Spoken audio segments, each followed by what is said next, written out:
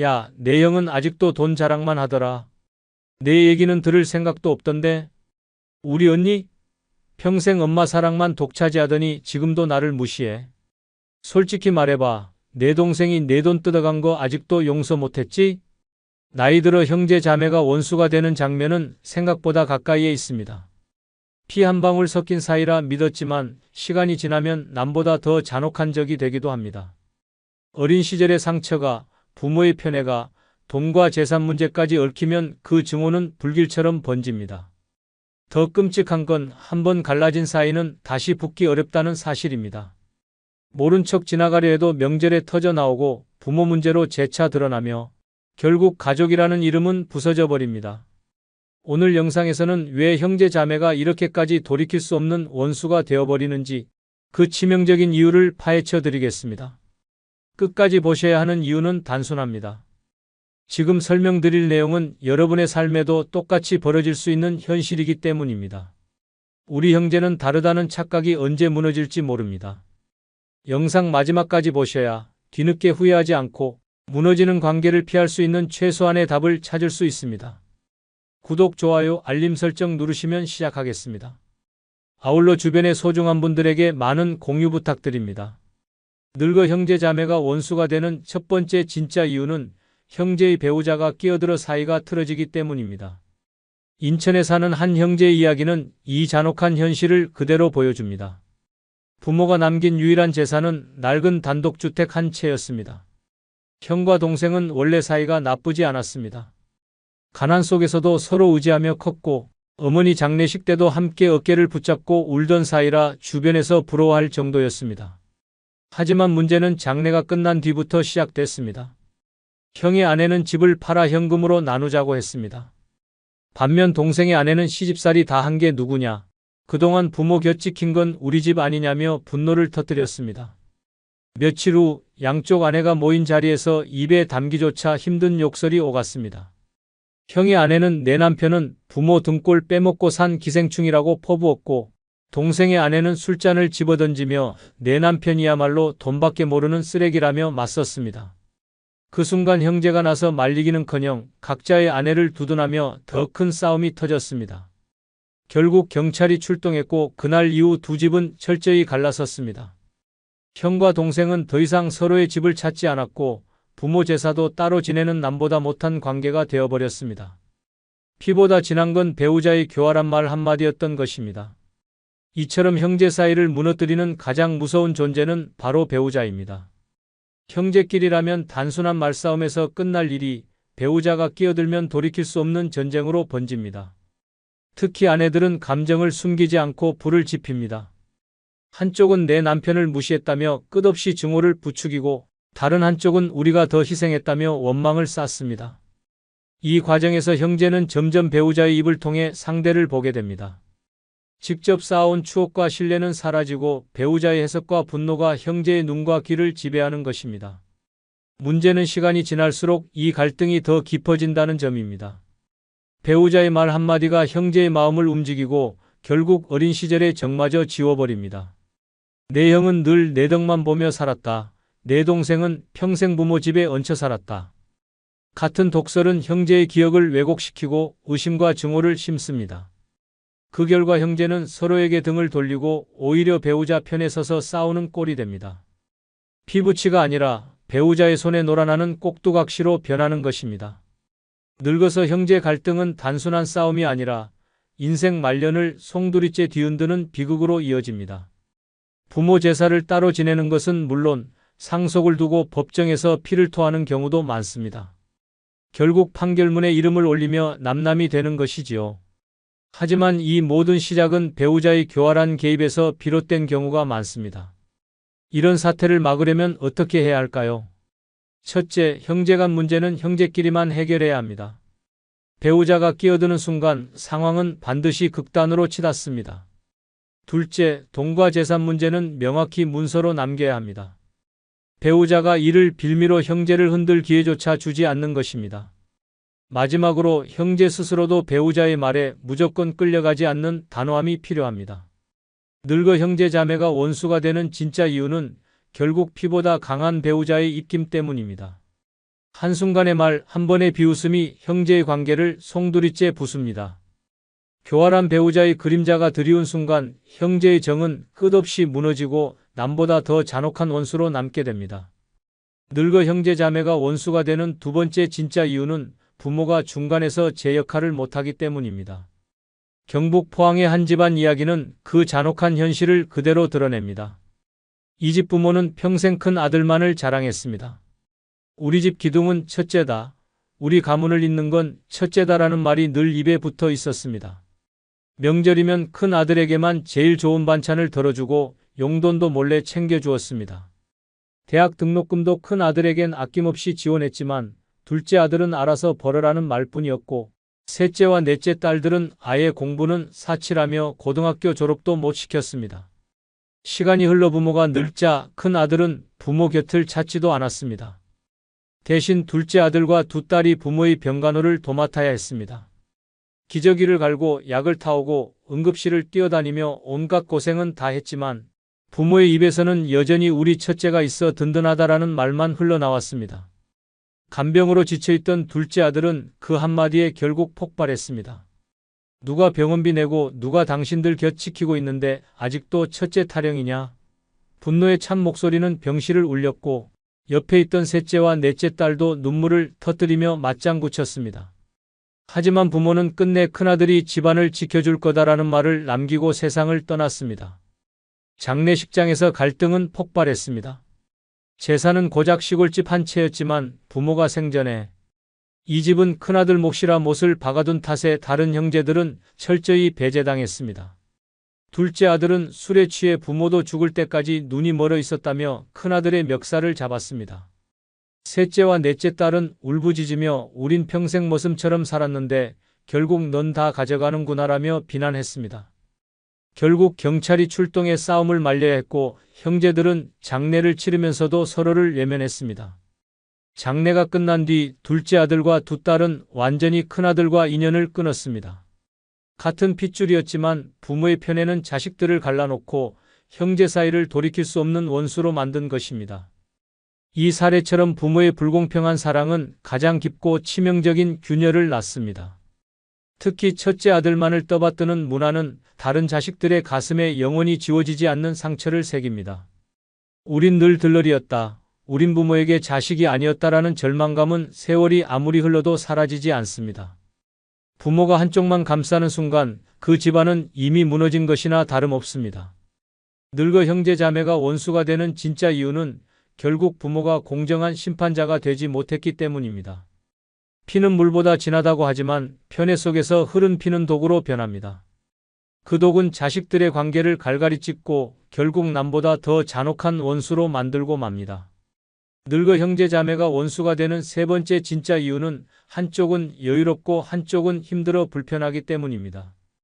경기도 수원의 한 아파트에서 일어난 사건은 그 끔찍한 진실을 보여줍니다. 형은 평생 대기업에 다니며 넉넉한 연금을 챙기고 아파트 두 채를 소유하며 안정된 노후를 누리고 있었습니다.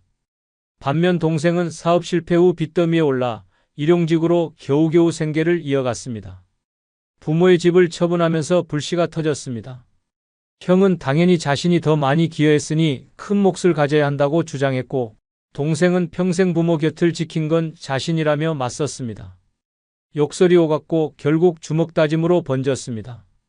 술 기운에 동생이 집안에 있던 둔기를 집어 던지면서 형이 크게 다쳤고 구급차가 출동하는 아수라장이 됐습니다.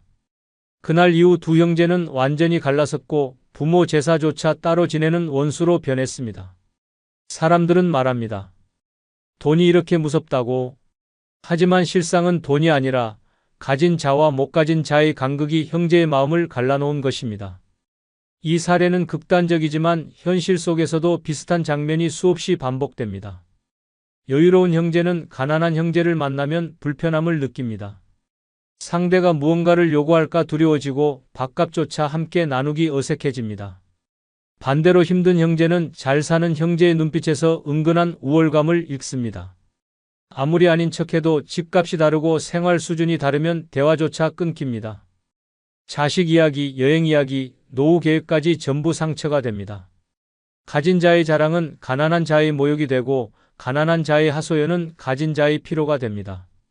결국 형제는 더 이상 위로가 아닌 불편함의 존재로 남게 됩니다. 명절에 모여도 서로 눈치만 보고 모임이 끝나면 곧바로 마음이 무겁습니다. 다시는 만나지 말자는 말까지 나오기도 합니다. 가까운 혈육이기에 더 뼈아프고 더 깊이 상처를 줍니다. 이런 비극을 피하려면 방법은 단 하나뿐입니다. 상대의 처지를 인정하고 불필요한 비교를 멈추는 것입니다. 잘 사는 사람은 자랑을 삼가고 힘든 사람은 원망을 접어야 합니다. 하지만 말처럼 쉽지 않습니다. 사람은 본능적으로 비교합니다. 그래서 노년에는 아예 거리를 두는 것이 현명합니다. 무조건 함께하려는 억지가 결국 관계를 폭발하게 만듭니다. 나이 들어 형제 자매가 원수가 되는 이유, 바로 이 불편함 때문입니다. 가진 자와 못 가진 자의 틈은 시간이 지날수록 더 깊어집니다. 아무리 혈육이라도 돈과 생활 수준 앞에선 남보다 더 잔혹한 타인으로 변합니다. 결국 남는 건 냉정한 진실 하나입니다. 피보다 두려운 건 형제 사이에 스며든 불편함이라는 독입니다. 늙어 형제 자매가 원수가 되는 네 번째 진짜 이유는 어릴 적 상처가 늙어도 남아있기 때문입니다. 충남 천안에 사는 한 가족의 이야기가 그 끔찍한 진실을 보여줍니다. 어린 시절부터 두 자매는 늘 비교 속에서 자랐습니다. 언니는 성적이 우수해 부모의 사랑과 칭찬을 독차지했고, 동생은 언제나 너는 왜 언니처럼 못하니라는 말을 들으며 자존심이 짓밟혔습니다. 명절마다 어머니는 은근히 언니에게만 더 좋은 음식을 챙겼고, 아버지는 동생의 실수를 두고 늘 집안 망신이라며 면박을 주었습니다. 그 상처는 세월이 지나도 지워지지 않았습니다.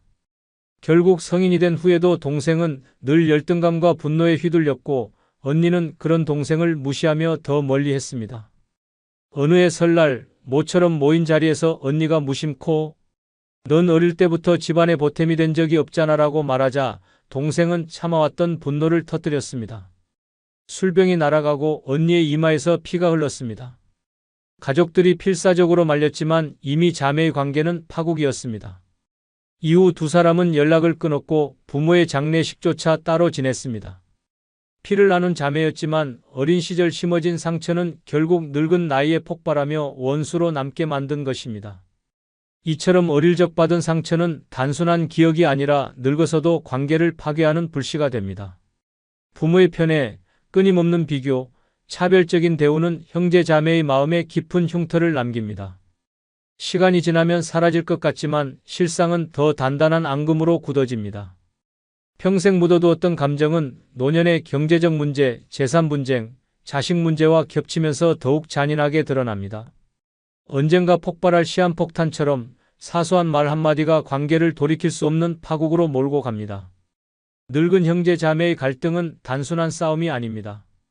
수십 년간 눌러왔던 상처가 한순간에 터져 나오며 그 파괴력은 가히 전쟁과 같습니다. 어린 시절 무시당한 기억, 밥상머리에서 울며 삼켰던 눈물, 비교 속에 찢겨나간 자존심이 노년에도 생생히 남아 상대를 향한 증오로 변합니다. 그래서 많은 형제 자매가 부모의 장례식조차 끝까지 함께하지 못하고 남보다 더한 적으로 남는 것입니다. 이 비극을 피하려면 어떻게 해야 할까요? 우선 인정해야 합니다. 어린 시절 받은 상처는 사라지지 않는다는 사실을, 대신 그 상처를 다시 꺼내어 대면하고 서로에게 사과와 이해를 시도하지 않으면 평생 원수로 남을 뿐입니다. 하지만 현실은 대부분 그렇지 않습니다. 오히려 나이 들수록 자존심이 더 커지고 사소한 언행 하나에도 어린 시절의 분노가 되살아납니다. 또 나를 무시하는구나. 역시 어릴 때부터 달라진 게 없어라는 생각이 불쑥 올라옵니다. 결국 혈육은 가장 가까운 적이 되고 늙은 형제 자매는 서로의 삶에 치명적인 상처만 남깁니다. 늙어 형제 자매가 원수가 되는 진짜 이유는 결국 어린 시절의 상처가 아직도 내 안에서 피를 흘리고 있기 때문입니다. 피는 물보다 진하다고 말하지만 그 피 속에 섞인 고통과 한은 시간이 흘러도 결코 옅어지지 않습니다.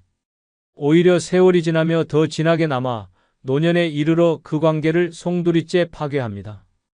늙어 형제 자매가 원수가 되는 다섯 번째 진짜 이유는 형제라 해도 결국 남이며 자기 가정이 먼저이기 때문입니다.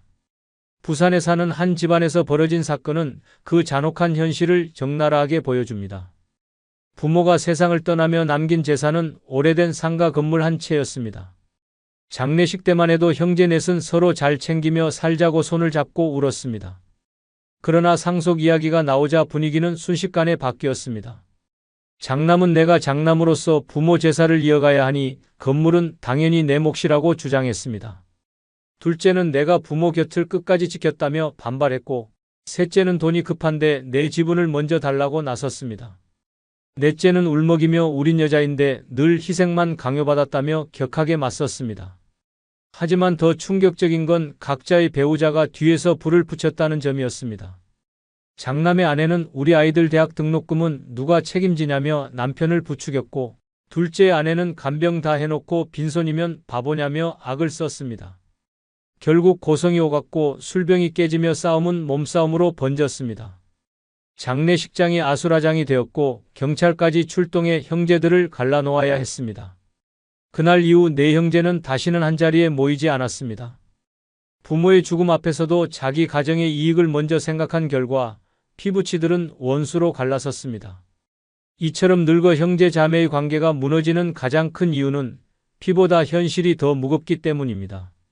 젊을 때는 형제는 평생의 동지라고 믿지만 나이가 들면 그 믿음은 산산조각 납니다. 각자 가정을 꾸리고 자식 교육비와 생활비, 노후 준비로 허덕이다 보면 형제 자매는 더 이상 의지할 대상이 아니라 부담이 됩니다. 부모가 살아있을 때는 억지로라도 명절에 모이고 연락을 주고받지만 부모가 떠난 뒤에는 연결고리가 사라집니다. 결국 각자의 가정이 삶의 전부가 되고 형제는 그저 과거의 추억 속 인물일 뿐 남이나 다름없는 존재로 밀려납니다. 특히 돈 문제가 걸려들면 그 가면은 무섭게 벗겨집니다. 빌려간 돈을 갚지 않는 형제, 부모 재산을 독차지하려는 형제 혹은 자식 문제로 얽혀 서로를 비난하는 형제.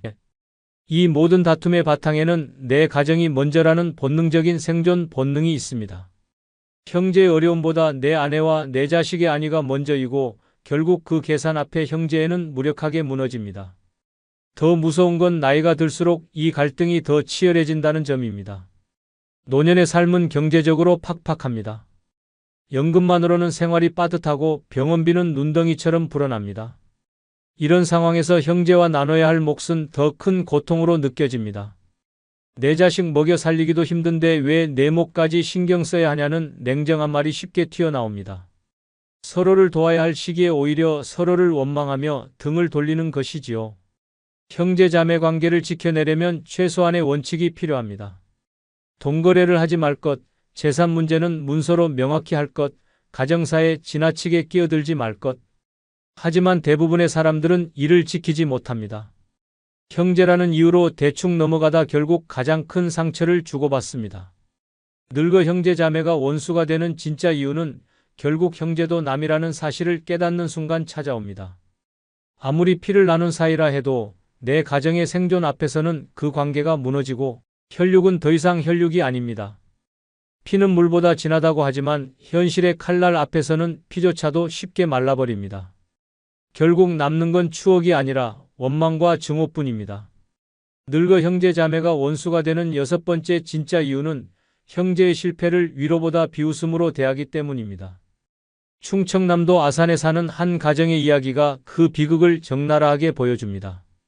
셋째 아들은 평생 성실히 중소기업에 다녔지만 구조조정의 칼바람을 피하지 못했습니다.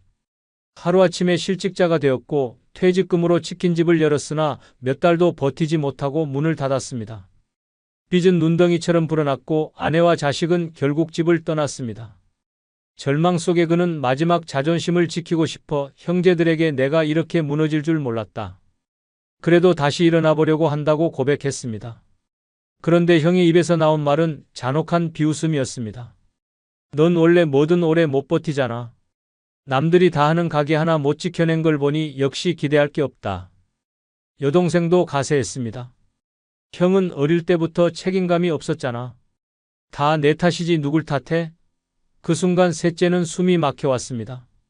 세상에 기댈 곳이라 믿었던 형제들조차 자신을 조롱거리로 삼는 현실의 분노가 치밀어 올랐습니다. 결국 그는 술에 취해 고함을 지르며 형의 멱살을 붙잡았고 집안 모임은 순식간에 욕설과 눈물, 깨진 유리잔이 뒤엉킨 난장판으로 변했습니다. 피부치의 위로를 갈망했던 자리에서 그는 다시는 형제들과 얼굴을 마주하지 않겠다고 다짐하며 집을 뛰쳐나왔습니다. 이렇듯 실패한 형제를 향한 비웃음은 단순한 말이 아닙니다. 그 한마디가 사람의 가슴을 찢고 형제의 관계를 돌이킬 수 없는 파국으로 몰아갑니다. 실패는 누구나 겪을 수 있습니다. 하지만 그 순간 형제 자매가 내뱉는 말이 위로냐 조롱이냐에 따라 인생의 마지막 장면이 달라집니다. 위로는 다시 일어설 힘을 주지만 비웃음은 영원한 상처로 남아 형제애를 증오로 바꿉니다. 노년에 들어 형제 갈등이 격화되는 이유는 단순히 돈 때문이 아닙니다. 삶의 실패를 두고 서로가 서로를 평가하고 낙인 찍고 웃음거리로 삼는 태도가 더 치명적입니다. 이미 사회에서 상처받고 쓰러진 형제에게 내가 못난 거다라는 말은 칼로 심장을 찌르는 것과 다름없습니다.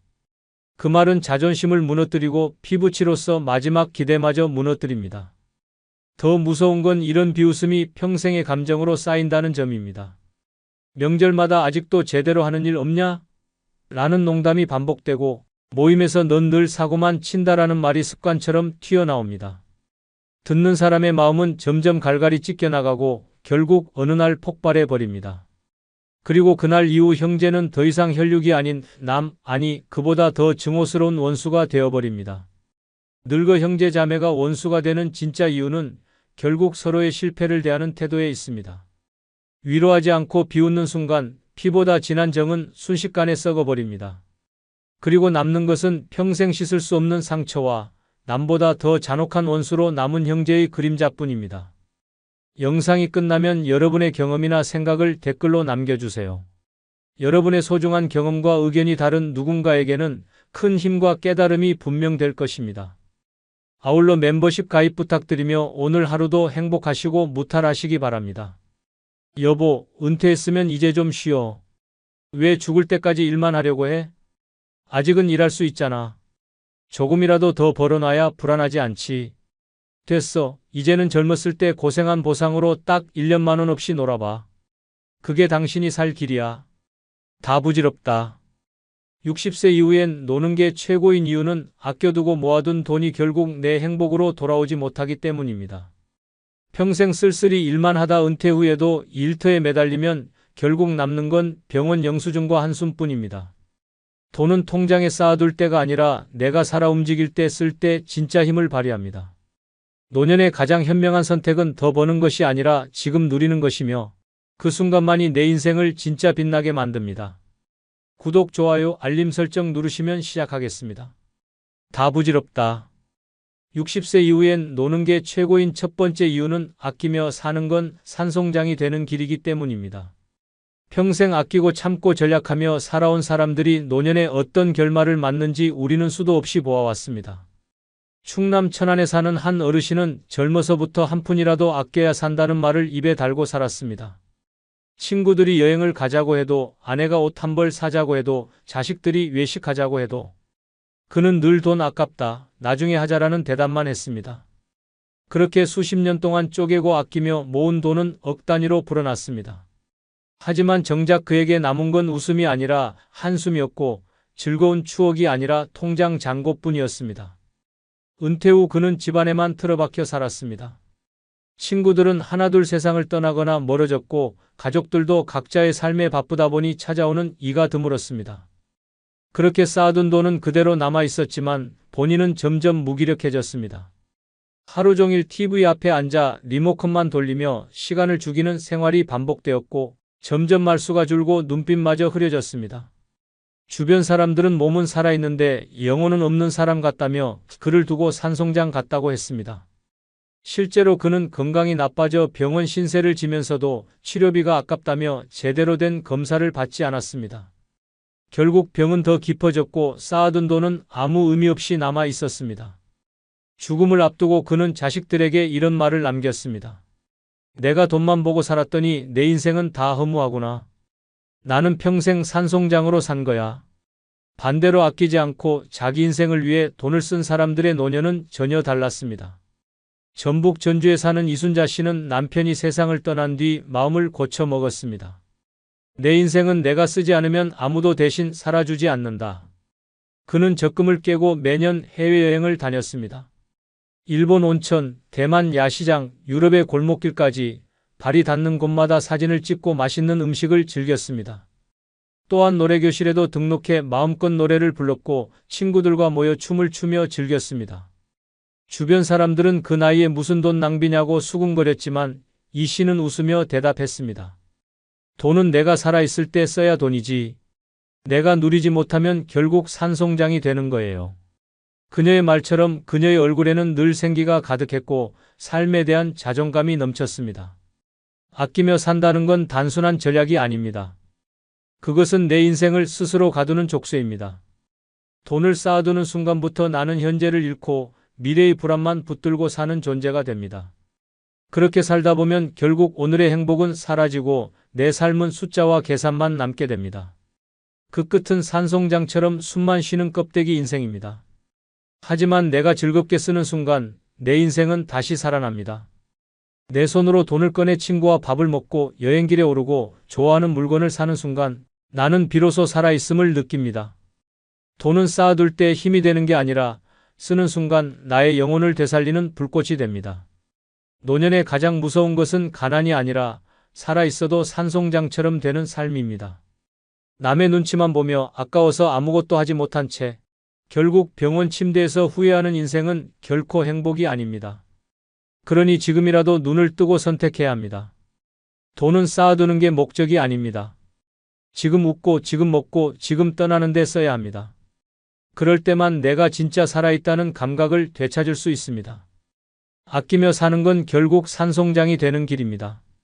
하지만 돈을 내 인생에 과감히 쓸 때 나는 생기를 되찾고 진짜 인간으로 살아갈 수 있습니다. 당신의 노년을 산송장의 무덤으로 만들지 말고 살아있는 사람의 축제로 채우시길 바랍니다. 다 부질없다. 60세 이후엔 노는 게 최고인 두 번째 이유는 아끼다 결국 병원비로 다 날려먹기 때문입니다. 전남 목포에 사는 김정호 씨는 평생을 성실함 하나로 살아왔습니다. 30년 넘게 시장에서 채소 장사를 하며 하루하루를 알뜰살뜰 모았습니다. 주변에서는 이제는 좀 쉬시고 여행도 다니셔야죠라고 했지만 김 씨는 늘 손사래를 치며 말했습니다. 나중에 더 늙기 전에 쓰면 되지. 지금은 아껴야 해. 그렇게 그는 외식 한 번, 여행 한 번 제대로 해보지 않았습니다. 자식들 뒷바라지에 집 대출 갚는데 노후 대비 저축까지 오직 아끼고 모으는 데만 인생을 걸었습니다. 통장에는 억 단위 돈이 차곡차곡 쌓여갔습니다. 하지만 정작 본인은 늘 고단한 얼굴이었고 먹고 싶은 것도 참으며 그저 하루하루만 버텼습니다. 그러던 어느 날 김 씨에게 불청객이 찾아왔습니다. 고혈압과 당뇨가 동시에 발병했고 합병증까지 겹쳐 몇 차례 큰 수술을 받아야 했습니다. 젊을 땐 병원비 걱정 따위 남의 이야기라 생각했지만 이른을 넘기자 병원은 그의 두 번째 집이 되었습니다. 그렇게 수십 년 동안 피땀 흘려 모은 돈이 몇 년 만에 무너져 내렸습니다. 수술비, 입원비, 약값으로 1억 원이 훌쩍 넘어가더니 남은 재산마저 끝도 없이 빠져나갔습니다. 김 씨는 병실에 누워 중얼거렸습니다. 내가 이렇게 살려고 평생 아낀 건가? 그때 흘린 눈물은 단순한 고통의 눈물이 아니었습니다. 평생 참고 아껴온 삶이 송두리째 허무하게 사라졌다는 통렬한 후회의 눈물이었습니다. 이 이야기는 결코 남의 얘기가 아닙니다. 우리 주변에서 흔히 벌어지는 현실입니다. 젊을 땐 아끼고 모아야 든든하다고 믿었습니다. 하지만 늙어서 맞이하는 현실은 다릅니다. 그렇게 모은 돈은 정작 내가 즐기지도 못한 채 병원비로 빨려 들어갑니다. 병원 수납창구에서 카드 긁히는 소리가 내 인생의 마지막 결제음이 되는 것입니다. 결국 남는 건 통장 잔고가 아니라 평생 누리지 못한 즐거움에 대한 원망과 한숨뿐입니다. 병원비는 잔혹합니다. 내가 아무리 단단히 준비해도 병은 예고 없이 덮칩니다. 어느 날 갑자기 쓰러지고 어느 날 갑자기 검사에서 암이 발견되면 그동안 쌓아온 돈이 속절없이 사라집니다. 그렇게 아끼고 아껴온 돈은 결국 나를 위해 쓰이지 못합니다. 오히려 의사에게, 약국에, 병원 장비에 다 빨려 들어가 버립니다. 문제는 돈만 사라지는 게 아닙니다. 아껴둔 인생, 즐기지 못한 세월, 웃지 못한 추억까지 송두리째 병원에 빼앗기게 됩니다. 그래서 노년의 진짜 지혜는 아끼는 게 아닙니다. 누리는 것입니다. 먹고 싶던 음식을 당당히 먹고 가보고 싶던 곳을 지금 떠나야 합니다. 돈을 쓰는 게 낭비가 아니라 나를 살리는 투자입니다. 내가 쓰지 못한 돈은 결국 남의 손에 들어가거나 병원비로 사라집니다. 그렇다면 차라리 내가 살아 숨쉬고 웃을 수 있을 때 그 돈을 내 기쁨을 위해 쓰는 것이 훨씬 현명합니다. 병실 침대에서 억울한 눈물 흘리느니 여행지 바닷가에서 행복한 눈물을 흘리는 편이 남는 장사입니다. 노년은 짧습니다. 하지만 병원비는 끝없이 따라붙습니다. 결국 아끼다 간 인생의 마지막 장면을 병원 영수증으로 채우고 마는 것입니다. 인생은 단 한 번뿐입니다. 내 손으로 누려야 내 인생이고 내 입으로 맛보고 내 발로 걸으며 경험해야 내 것이 됩니다. 돈은 쌓아두는 게 목적이 아닙니다. 쓰라고 있는 것입니다. 남을 위해, 자식을 위해, 체면을 위해 쌓아둔 돈은 결국 허무하게 사라집니다. 그러나 나를 위해 쓴 돈은 기억으로 남고 웃음으로 남으며 진짜 인생으로 남습니다. 늦게 깨닫지 마시길 바랍니다. 당신의 노년을 병원 영수증으로 덮을 것인지 웃음과 추억으로 채울 것인지는 지금의 선택에 달려 있습니다. 다 부질없다. 60세 이후엔 노는 게 최고인 세 번째 이유는 돈 쌓아두다 자식들 싸움판만 만들기 때문입니다. 경기도 고양시에 살던 이춘배 씨는 평생을 허리띠 졸라매며 살았습니다. 식당에서 국밥 한 그릇을 먹을 때도 고깃국 대신 맑은 국을 고르며 몇천 원을 아꼈고 명절에도 자식들에게 용돈 한 푼 더 주겠다고 자신의 옷은 몇십 년 된 외투로 버텼습니다. 주변 사람들은 이제 좀 즐기셔도 된다고 말했지만 그는 늘 나 죽고 나면 애들이 편하게 살면 되지라며 고개를 저었습니다. 그렇게 모은 재산은 집과 땅, 현금까지 합쳐 수억 원이 넘었습니다. 이 씨는 든든하다 생각하며 눈을 감았지만 장례식이 끝나기도 전에 자식 넷은 유산 이야기를 꺼냈습니다. 처음엔 말로만 하던 다툼이 곧 폭언으로 번지고 결국 변호사를 불러 소송으로 이어졌습니다. 평생 뼈 빠지게 모은 돈은 효도와 감사가 아니라 형제를 갈라놓는 칼이 되어버린 것입니다. 이런 장면은 남의 이야기가 아닙니다. 돈은 축복이 아니라 잘못 남기면 독이 됩니다. 살아생전에는 부모를 향해 공손하던 자식들이 부모가 떠나고 난 뒤엔 눈빛이 차갑게 바뀝니다. 서로에게 아버지가 나한테 더 주겠다고 했다라며 소리를 지르고 증인까지 세우며 의심의 칼을 겨눕니다. 집안의 밥상은 화해의 자리가 아니라 재산을 나누는 협상장이 되고 형제 인연은 돈 앞에서 처참하게 끊어집니다. 남겨진 부모의 이름은 고마움이 아니라 분쟁의 서류에만 오르내리게 됩니다. 결국 부모가 애써 쌓아 올린 돈은 자식들에게 행복을 주지 못한 채 끝없는 원망과 증오를 불러오는 씨앗이 됩니다. 노년의 돈은 쌓아둘수록 위험합니다. 내가 살아있을 때 쓰지 못한 돈은 결국 자식들 싸움판으로 흩어지기 마련입니다. 반대로 내가 내 손으로 즐기며 쓴 돈은 추억으로 남고 기쁨으로 기억됩니다. 돈은 무덤까지 가져갈 수 없습니다. 내가 웃을 때 쓰지 않은 돈은 내 것이 아니고 결국 남의 손에 넘어가 피눈물을 부르는 무기가 됩니다. 그러니 노년의 진짜 지혜는 돈을 남기는 것이 아니라 살아있을 때 내 행복에 쓰는 것입니다. 먹고 싶던 음식을 먹고 보고 싶던 풍경을 보며 함께하고 싶은 사람들과 웃는 데 쓰는 것이 가장 현명합니다. 자식에게 남길 재산보다 중요한 것은 부모가 평생 누리고 떠났다는 기억입니다. 그것이 남는다면 자식들은 부모를 원망하지 않고 존경하게 됩니다. 그러나 돈만 남긴다면 그 돈은 칼이 되어 형제의 등을 찌르고 결국 부모의 이름마저 흙바람 속에 욕으로 남게 됩니다. 지금 쓰는 돈이야말로 진짜 내 돈이고 내 행복입니다. 당신의 노년을 법정 다툼의 씨앗으로 남길 것인지 아름다운 추억의 향기로 채울 것인지는 지금의 선택에 달려 있습니다. 다 부질없다. 60세 이후엔 노는 게 최고인 네 번째 이유는 돈을 쓴 순간만 내 인생이 살아나기 때문입니다. 평생을 아끼며 살았던 부산의 김상도 씨는 젊었을 때 늘 이런 말을 입에 달고 살았습니다. 나중에 쓰려고 모으는 거다. 지금은 참아야 한다. 그는 누구보다 근검절약했고 가족을 위해 자신을 희생했습니다. 외식 한번 제대로 하지 않았고 아이들 학원비와 집 대출 갚느라 자신의 옷은 몇 해 전 유행이 지난 헌 옷뿐이었습니다. 그렇게 모은 돈은 어느새 수억 원에 달했습니다. 하지만 정작 그의 인생에서 행복했다는 순간을 꼽으라면 별로 없었습니다. 늘 참느라, 아끼느라, 뒤로 미루느라 웃음보다 한숨이 많았기 때문입니다. 그러던 어느 날 김 씨는 병원에서 큰 충격을 받았습니다. 위암 초기 진단을 받은 것입니다. 그는 병원 침대에 누워 이렇게 중얼거렸습니다. 내가 뭘 위해 이렇게 살았나? 돈은 있는데 인생은 없네. 돈은 모으는 과정에서는 우리를 지켜주지 않습니다. 오직 쓰는 순간에만 진짜 힘을 발휘합니다.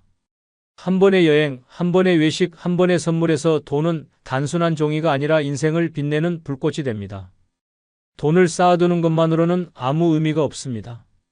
잔고가 늘어도 은행 통장에 숫자가 쌓여도 내가 그 돈을 쓰지 않으면 내 삶은 여전히 회색빛입니다. 반대로 내가 그 돈을 꺼내 쓰는 순간 인생은 갑자기 색을 입습니다. 좋아하는 음식을 맛볼 때, 가보고 싶던 길을 걸을 때, 하고 싶던 취미를 즐길 때, 그 순간 비로소 내가 살고 있구나라는 감각이 살아납니다. 그렇지 않으면 돈은 그저 무덤 속까지 따라오지 못할 숫자일 뿐입니다. 결국 내 인생을 살려내는 건 내가 쓴 돈으로 만든 기억과 경험입니다. 병원비로 허무하게 날려버리기 전, 자식들의 다툼거리로 변하기 전, 지금 내 손으로 내 삶에 불을 붙여야 합니다. 친구와 웃으며 마신 커피 한 잔, 늦은 나이에 떠난 여행길에서 찍은 사진 한 장, 손주와 함께 사 먹은 아이스크림 하나가 통장 숫자 수천만 원보다 값집니다. 실제로 서울 노원구에 사는 정인숙 씨는 남편이 세상을 떠난 뒤 혼자가 되면서 깨달음을 얻었습니다. 평생 아껴 모아 집 2채를 마련했지만 정작 본인은 늘 움츠러들어 살았습니다. 그러나 어느 날 마음을 바꿔 해외여행을 결심했습니다. 73세의 나이에 비행기를 타고 파리로 향했을 때 그는 공항에서 눈물을 흘렸습니다. 내 인생이 이제야 살아나는 것 같다. 파리의 골목길을 걷고 루브르 박물관에서 그림을 바라보며 그는 다시 태어난 듯한 기쁨을 느꼈습니다.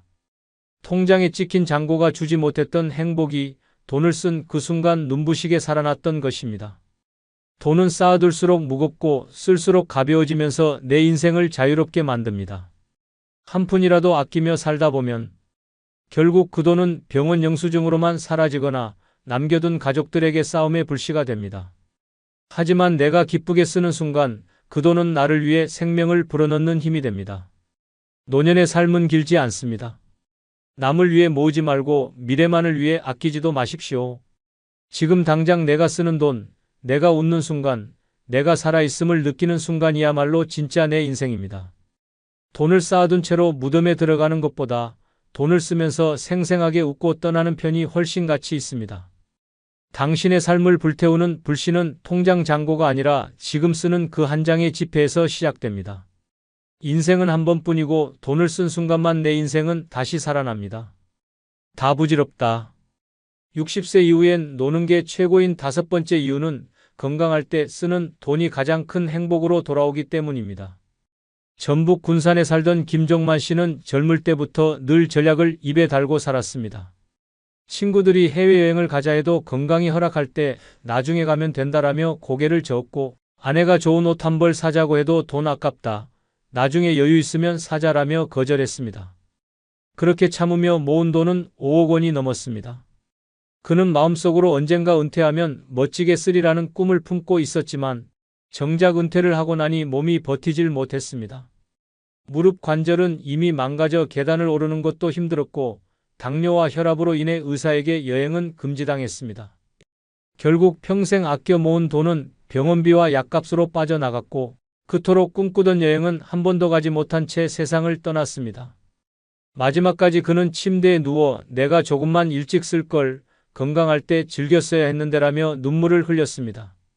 돈은 쌓아두는 것이 행복을 보장하지 않습니다. 내가 건강할 때 쓴 돈만이 가장 큰 행복으로 돌아옵니다. 맛있는 음식을 내 입으로 직접 씹고 삼킬 수 있을 때, 아름다운 풍경을 내 두 발로 걸으며 눈에 담을 수 있을 때, 사랑하는 이들과 함께 웃으며 식사를 나눌 수 있을 때, 그 돈은 단순한 종이가 아니라 삶을 빛내는 선물이 됩니다. 그러나 몸이 망가지면 그 어떤 돈도 소용이 없습니다. 아무리 좋은 호텔을 예약해도 병원 침대에서 벗어나지 못한다면 그 돈은 그냥 종이일 뿐입니다. 실제로 강원도 원주에 사는 이명자 씨는 정반대의 선택을 했습니다. 남편이 세상을 떠난 뒤 혼자가 되자 그녀는 마음을 바꿨습니다. 건강할 때 내 돈을 내가 쓰겠다. 그는 모아둔 적금을 깨고 일본으로 온천 여행을 떠났습니다. 맛있는 스시를 먹으며 웃었고 오사카 거리를 걸으며 젊은 시절처럼 사진을 찍었습니다. 돌아온 후에도 그녀는 가만히 있지 않았습니다. 제주도에서 한 달 살기를 하며 바닷바람을 맞고 노후에 처음으로 하고 싶었던 그림 수업도 시작했습니다. 주변 사람들은 돈 아깝지 않으세요? 라고 물었지만 그녀는 환하게 웃으며 대답했습니다. 이 순간이 없으면 내가 왜 살아야 하죠? 지금 내가 건강하니까 이게 가능한 거예요. 이게 진짜 돈의 값어치예요. 이처럼 건강할 때 쓰는 돈은 단순한 소비가 아니라 내 삶을 살찌우는 투자입니다. 지금 웃을 수 있을 때, 지금 걸을 수 있을 때, 지금 먹을 수 있을 때 쓰는 돈이야말로 인생의 가장 큰 행복으로 되돌아옵니다. 반대로 아끼고 참다가 결국 병실에서 영수증으로 사라진 돈은 나를 위해 쓰이지 못한 헛된 종이 조각일 뿐입니다. 다 부질없다. 60세 이후엔 노는 게 최고인 6번째 이유는 돈은 나의 자존감을 살려주기 때문입니다. 인천에 사는 박영수 씨는 은퇴 후 몇 년 동안 돈을 거의 쓰지 않았습니다. 자식들이 어렵게 산다며 뒷바라지하느라 자신의 용돈조차 최소한으로 줄였고 외식이나 여행은 꿈도 꾸지 않았습니다. 그렇게 아끼고 또 아끼다 보니 통장의 돈은 늘어났지만 본인의 표정은 점점 굳어갔습니다. 무엇보다도 가장 뼈아팠던 순간은 친구들과 만난 자리였습니다.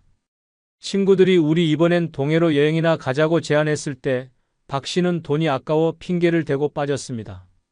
그러나 속으로는 이렇게 중얼거렸습니다. 내가 돈 좀 쓰면 안 되나? 왜 나는 늘 움츠러들어야 하지? 결국 그는 가진 돈이 있음에도 스스로를 초라하게 여기며 자존감을 잃어갔습니다. 자존감은 단순한 자존심이 아닙니다. 내 삶을 스스로 지탱하는 힘, 내가 여전히 쓸모있고 가치 있는 사람이라는 확신입니다. 그런데 이 자존감은 돈이 뒷받침될 때 빛을 냅니다.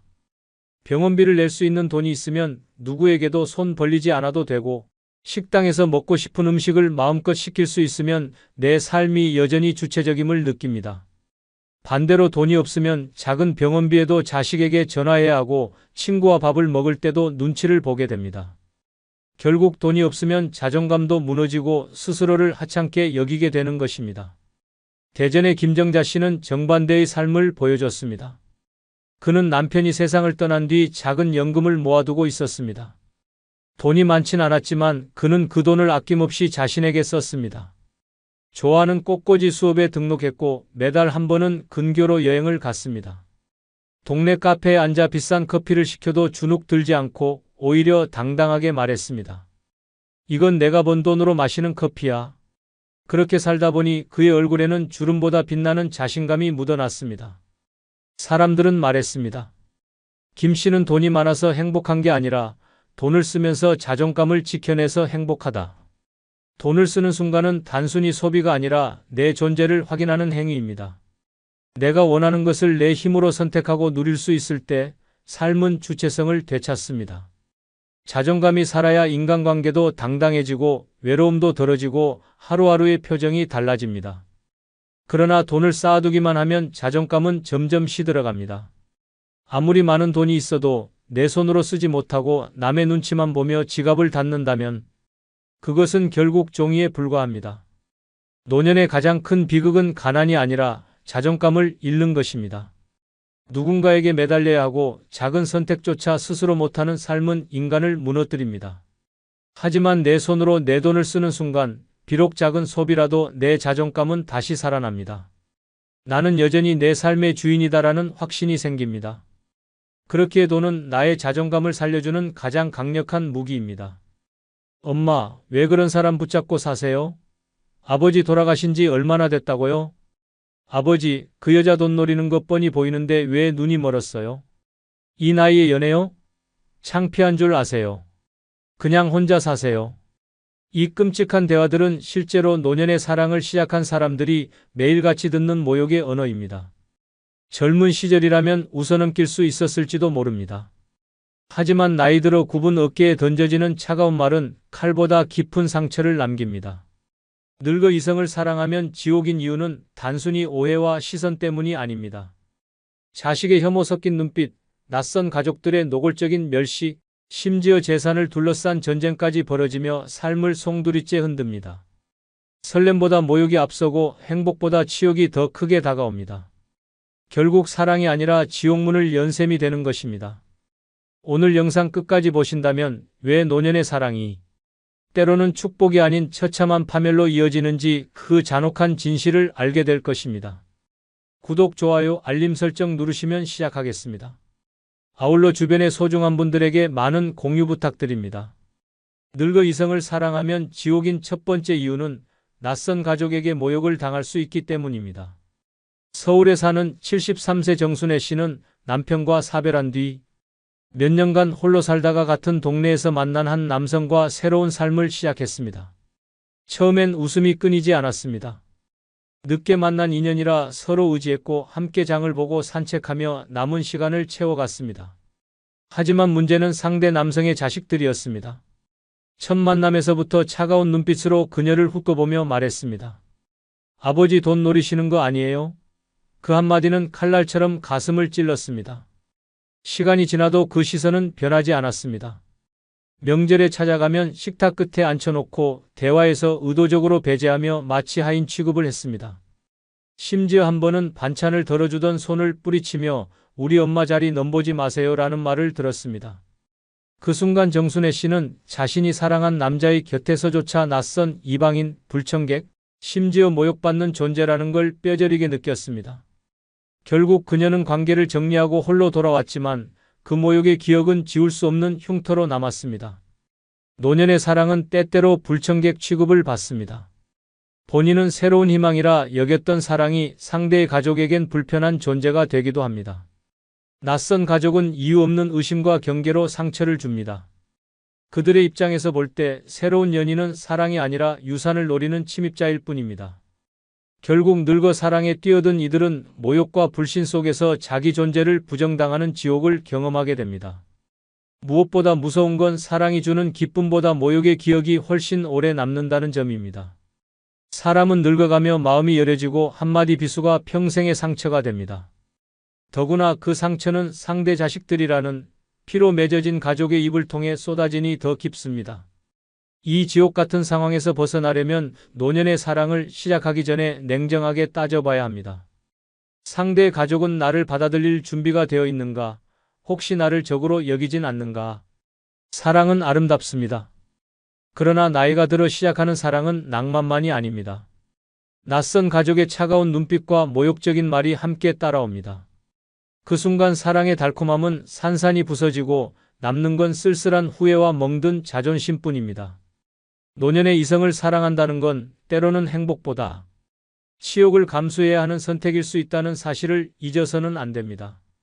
늙어 이성을 사랑하면 지옥인 두 번째 이유는 병간호 지옥에 빠질 수 있기 때문입니다. 경기도 안양에 사는 72세 김정자 씨는 남편과 사별한 뒤 홀로 살아오다 5년 전 동네 모임에서 한 남성을 만났습니다. 서로 외로움을 달래주며 지냈고 곧 동거를 시작했습니다. 처음엔 늦게 찾아온 사랑이라며 주변에도 부러움을 샀습니다. 하지만 단 2년 만에 삶은 송두리째 무너졌습니다. 상대 남성이 뇌졸중으로 쓰러진 것입니다. 병원 응급실에서 들은 의사의 말은 그녀의 인생을 뒤흔들었습니다. 당분간은 거동이 불가능합니다. 보호자가 곁을 지켜야 합니다. 자식들은 병문안 한 번 오지 않았고 모든 짐은 정자 씨 혼자에게 떨어졌습니다. 매일 대소변을 받아내고 몸을 닦이고 약을 챙기며 밤새 간병인처럼 살았습니다. 허리가 끊어질 듯 아팠고 손목엔 힘줄이 튀어나왔습니다. 새벽마다 욕창이 생기진 않았는지 뒤집어주며 내가 왜 이런 지옥에 빠졌을까 수십 번을 되뇌었습니다.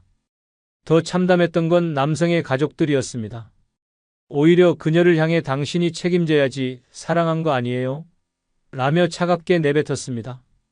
결국 그녀는 사랑이 아니라 무급간병인, 그것도 모욕당하는 하녀로 전락한 채 눈물로 세월을 버텼습니다. 이것이 노년의 사랑이 지옥으로 변하는 무서운 민낯입니다.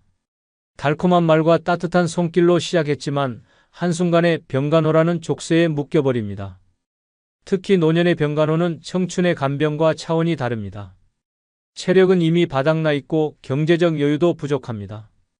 요양병원에 맡기려 해도 비용은 감당하기 어렵고 자식들은 냉정하게 뒤로 빠집니다. 결국 책임은 고스란히 연인에게 전가됩니다. 사랑을 시작할 땐 두 사람이지만 병간호가 시작되는 순간부터는 한 사람의 인생이 송두리째 소모되는 것입니다. 병간호는 단순히 힘든 일이 아닙니다. 존엄을 갉아먹는 잔혹한 고문입니다. 낮에는 오물 냄새와 싸우고 밤에는 잠 못 이루며 환자의 기침 소리를 들어야 합니다. 손에 잡히는 건 변기통과 기저귀뿐이고 밖의 세상과는 완전히 단절됩니다. 가장 무서운 건 시간이 갈수록 자신도 병들어 간다는 점입니다. 무릎이 부서져라 환자를 일으키고 팔 힘으로 몸을 들어 올리다 결국 자기 몸이 먼저 망가집니다. 사랑을 했던 사람이 원망의 대상으로 바뀌고 마음속엔 차라리 이 고통이 끝나버렸으면 하는 잔혹한 생각까지 스며듭니다. 노년의 사랑이 위험한 이유가 바로 여기에 있습니다. 설렘은 짧고 병간호는 길며 감당해야 할 짐은 상상을 초월합니다. 병실 냄새에 파묻혀 청춘의 마지막 불꽃이 썩어가고 남은 시간은 모두 희생으로 채워집니다. 사랑을 시작할 땐 함께 웃는 미래를 꿈꾸지만 실제로는 간병 지옥이 그 문 뒤에 숨어 있습니다. 이 지옥에 발을 들이는 순간 당신의 삶은 당신 것이 아닙니다. 사랑이 아닌 의무와 원망으로만 가득한 나날이 이어집니다. 늙어 이성을 사랑하면 지옥인 이유는 결국 사랑이 아니라 병간호로 끝나기 때문입니다. 달콤한 말에 속아 한 발 내딛는 순간 그 대가는 상상조차 하기 힘든 고통으로 돌아옵니다. 노년의 사랑이 때로는 축복이 아니라 참혹한 굴레가 된다는 사실 잊지 말아야 합니다. 늙어 이성을 사랑하면 지옥인 세 번째 이유는 평생 모은 돈이 사라질 수 있기 때문입니다. 서울에 사는 76세 이도연 씨는 아내와 사별한 뒤 오랫동안 홀로 지냈습니다. 외로운 밤이 이어지던 어느 날 동네 문화센터에서 만난 한 여성이 따뜻하게 다가왔습니다. 그녀는 늘 상냥했고 남은 인생 제가 곁에 있을게요 라며 마음을 열게 했습니다. 도연 씨는 오랜만에 찾아온 설렘에 가슴이 뛰었고 곧 동거를 시작했습니다. 하지만 행복은 오래가지 않았습니다.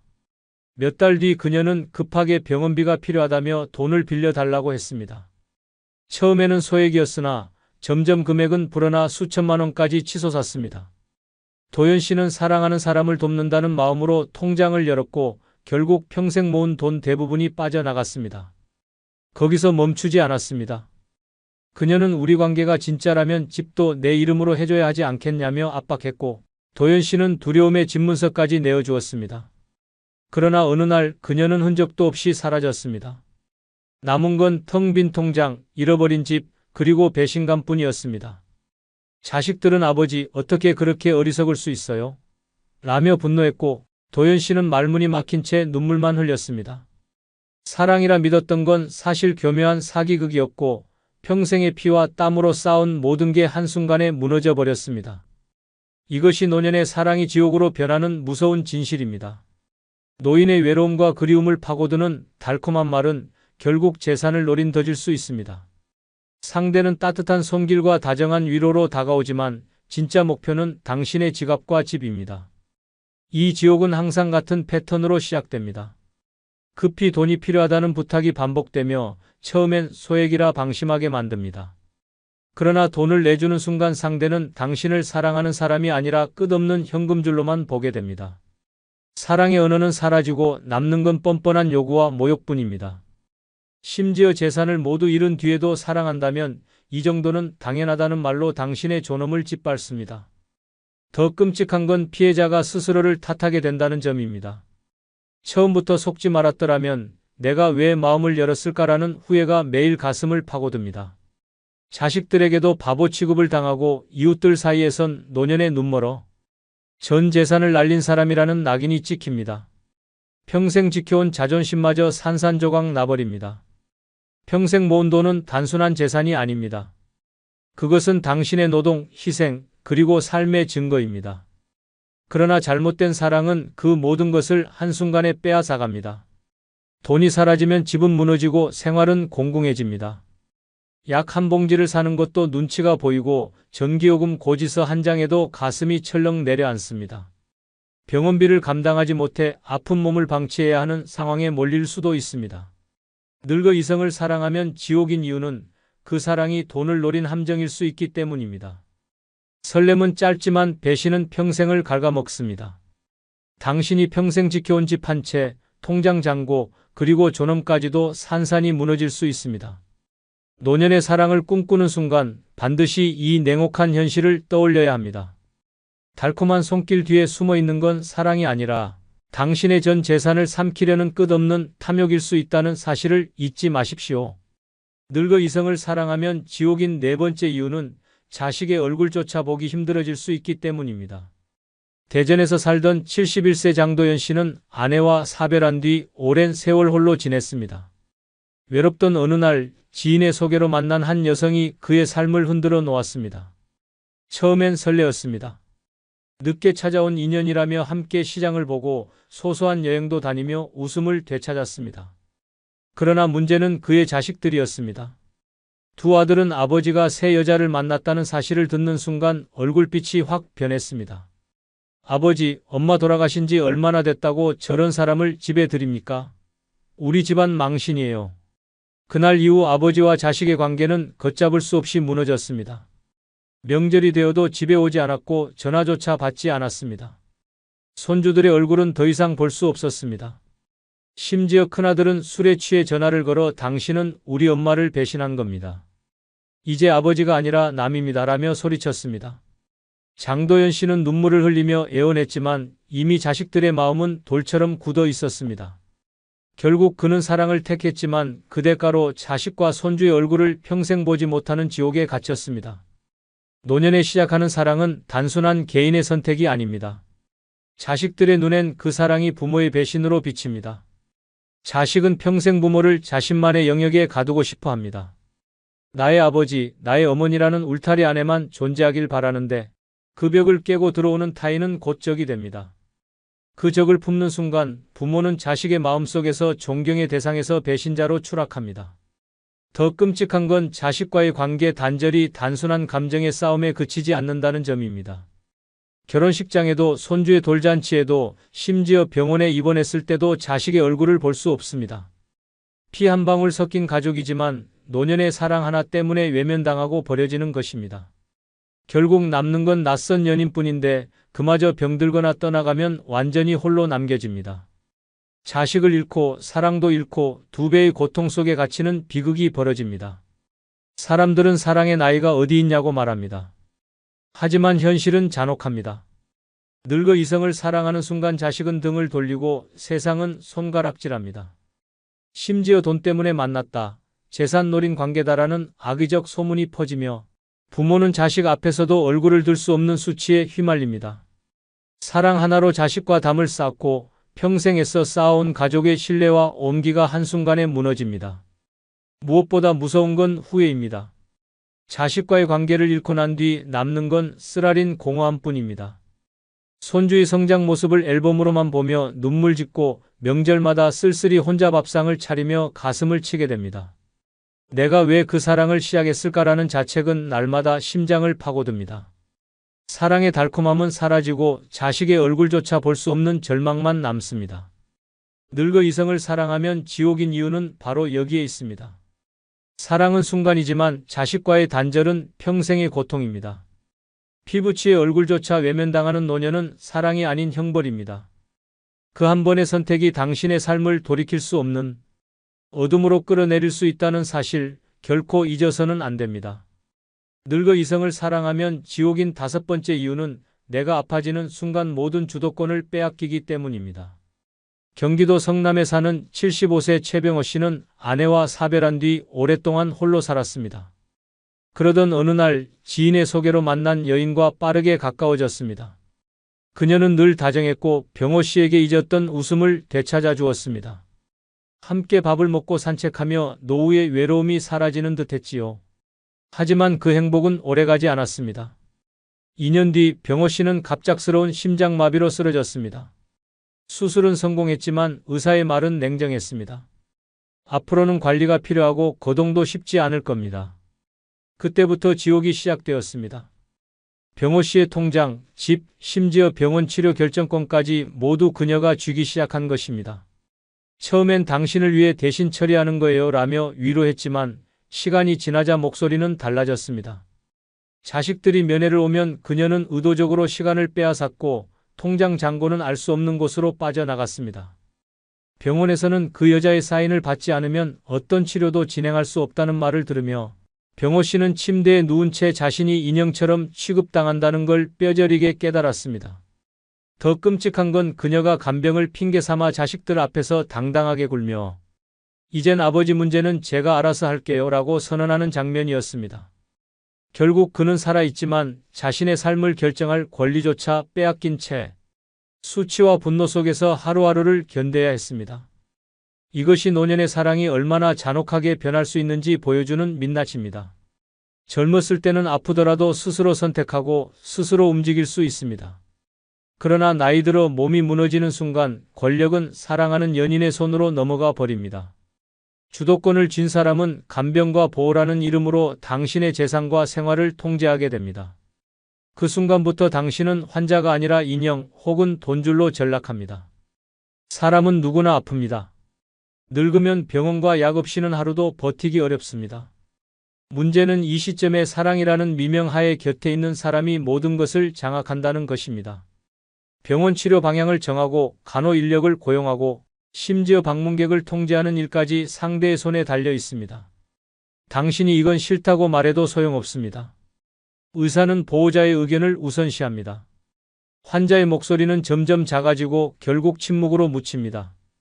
더 무서운 건 돈입니다. 치료비 명목으로 빠져나가는 현금, 집을 담보로 잡히는 대출, 보험금의 수령자 변경. 이 모든 것이 눈 깜짝할 사이에 진행됩니다. 당신은 병실 침대에 묶인 몸으로 그것을 지켜볼 수밖에 없습니다.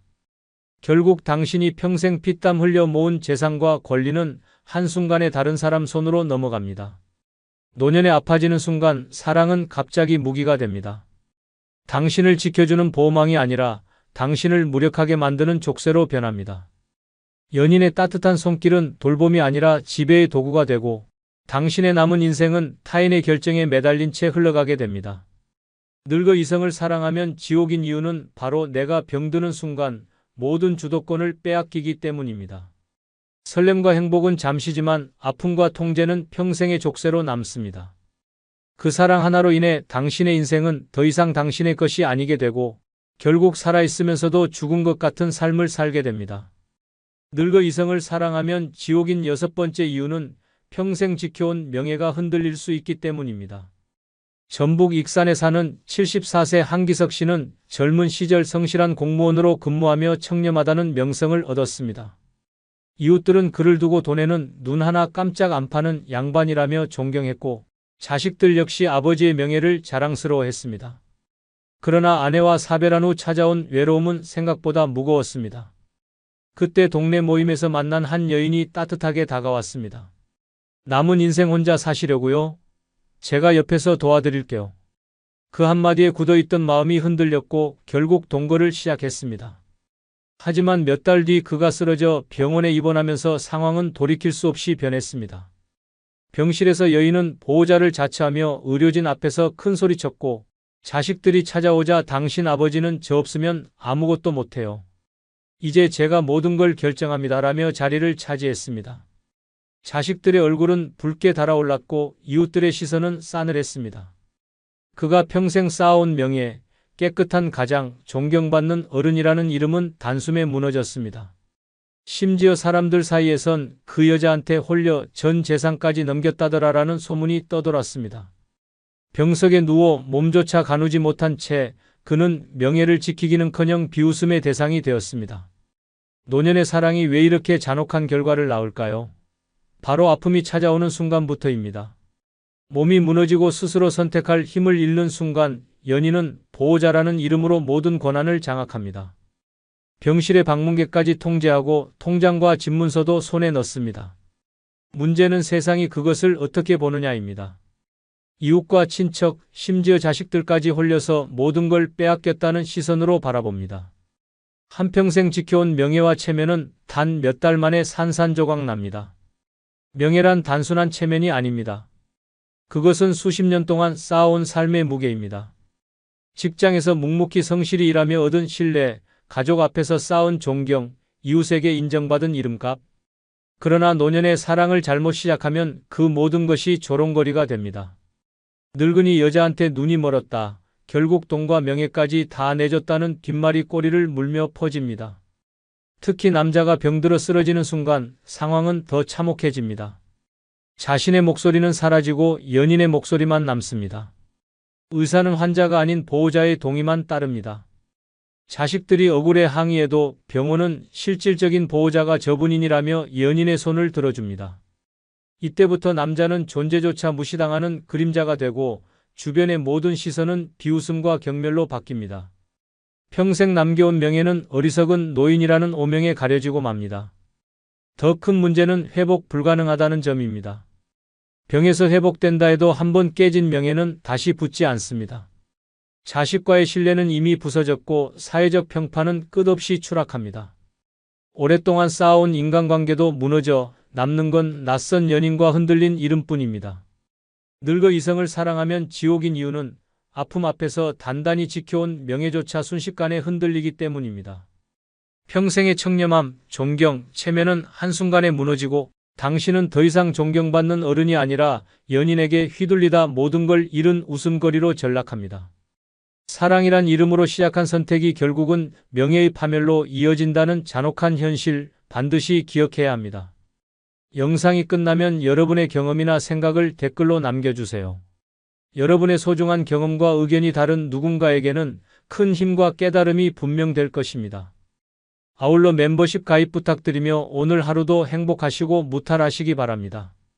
며칠째 밥도 못 먹고 잠도 설친데요. 문자 하나에 기분이 천국과 지옥을 오간다며 그 나이에 연애라니 주변 사람들조차 말을 아끼고 있습니다.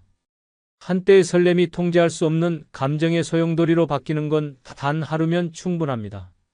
사랑이라는 이름으로 포장된 이 감정은 사실 외로움과 불안을 먹고 자란 집착일 수 있습니다. 그리고 이 감정은 노년의 삶 전체를 휘청이게 만들 수 있습니다.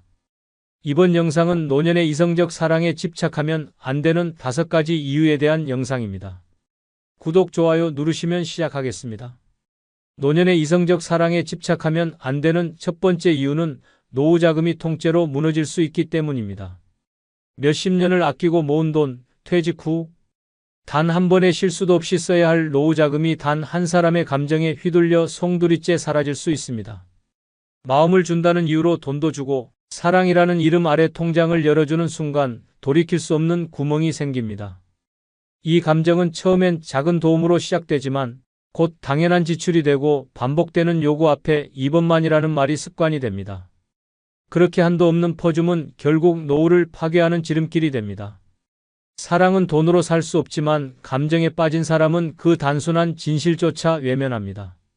돈이 필요하다는 말을 들으면 내가 해줄 수 있는 건 이것뿐이라며 지갑을 열고 조금만 도와달라는 부탁에는 이 정도는 괜찮겠지라며 스스로를 설득합니다. 하지만 그 조금이 반복되면 어느새 잔고는 바닥나고 눈앞에 남은 건 냉정하게 사라진 사람과 비어버린 통장뿐입니다. 더 무서운 건 감정에 빠진 상태에서는 손해를 보고 있다는 사실조차 깨닫지 못한다는 점입니다.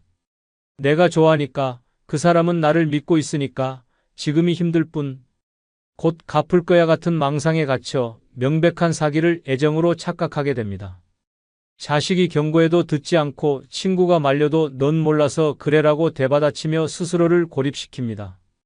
결국 남는 건 돈도 없고 관계도 없고 삶 전체를 흔들어 놓은 커다란 후회뿐입니다. 대전 유성구에 사는 1950년생 이만규 씨는 퇴직 후 매달 국민연금과 임대 수입으로 안정적인 생활을 하던 70대 초반의 남성이었습니다. 평생을 전략하며 모은 노후자금 2억 원을 정기예금으로 관리하며 자식들에게 부담 주지 않고 살겠다는 생각 하나로 성실하게 지내왔습니다. 그러던 중 근처 체육공원에서 만난 60대 후반 여성과 가까워지게 되었고 몇 번의 식사와 대화를 나눈 후 그 관계는 빠르게 감정으로 번졌습니다. 문제는 그녀가 어렵게 꺼낸 한마디에서 시작됐습니다. 사실 예전 남편이 남긴 빚이 아직도 남아있어서 생활이 조금 버거워요. 이 씨는 망설이다가 300만 원을 건넸고 그녀는 절대 잊지 않겠다고 말했습니다. 하지만 그 이후에도 그녀는 월세가 밀렸다, 병원비가 급히 필요하다, 자식한테 미안해서 말도 못한다며 몇 차례에 걸쳐 돈을 요구했고 이 씨는 점점 더 깊이 빠져들었습니다. 그녀는 매번 눈물로 감사했고 이 씨는 그 모습을 보며 이 여자는 진심이다라고 확신했습니다. 결국 1년이 지나 이 씨는 2억 원 중 절반 가까이를 그녀에게 넘겼고 더 이상 돈을 줄 수 없다고 말한 날 이후 그녀는 완전히 연락을 끊었습니다. 전화도 받지 않았고 주소라며 알려준 곳은 존재하지 않는 가짜였습니다. 이 사실이 알려지자 자식들은 격분했습니다. 도대체 왜 그런 사람에게 그렇게 줬어요? 우리한테는 단 한 번도 큰돈 쓴 적 없으면서라는 말들이 이 씨의 가슴을 갈기갈기 찢었습니다. 주변 이웃들은 노망났네.